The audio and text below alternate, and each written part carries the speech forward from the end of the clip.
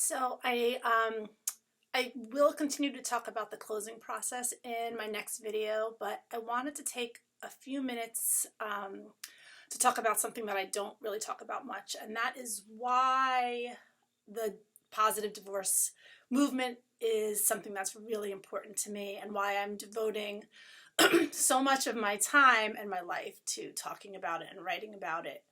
And that is because although my parents divorced really well, and I had a very happy, whatever that is, childhood, I still carry the shame of their failed marriage. And I don't know really what that's about. I guess even though their divorce wasn't bad, I knew that divorce was bad and that somehow they had failed. And I think I felt that somehow my family was less than all my friends whose parents were married. I remember going to see War of the Roses as a teenager, and when we left, I was like, oh, that was so depressing. And one of my friends who I was with said, oh, that's just because your parents are divorced. It was funny. And I was like, And of course, that's a teenager for you, but that really impacted me and stayed with me. So even though my parents were better apart, pardon the expression, there was shame in the divorce. And I still feel that shame. So that's my legacy. And I feel like if I can somehow help other kids not grow up feeling burdened by that shame, then I will have had some impact in a really strong and positive way. Because I think our kids should feel good even if our relationships don't work out.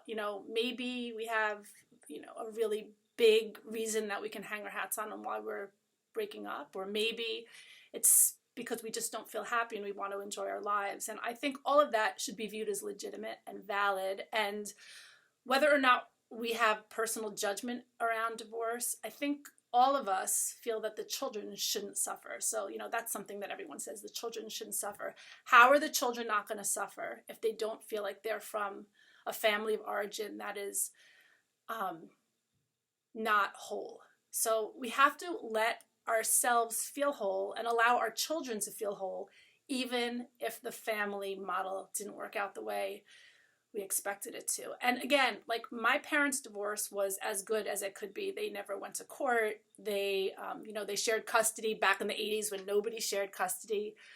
And in my 25 years in the divorce practice, I can tell you that I was incredibly lucky. So if my situation is lucky, what about all those kids, all those families who are not so lucky, who are being guided by lawyers in the process that turn things sometimes upside down? There are so many times where a divorce can go in different directions, and people come in and tell me everything, and in my mind I'm automatically thinking about all the different arguments that could be made, all the splintering that could happen in every single direction. And I think that if we collectively stop getting each other so riled up and start focusing on ourselves and how we can move forward and how we can feel better and be better, our kids will feel better, and the collective narrative, the conversation around divorce will start to change. And that's really important to me, and I think it's really important for generations to come.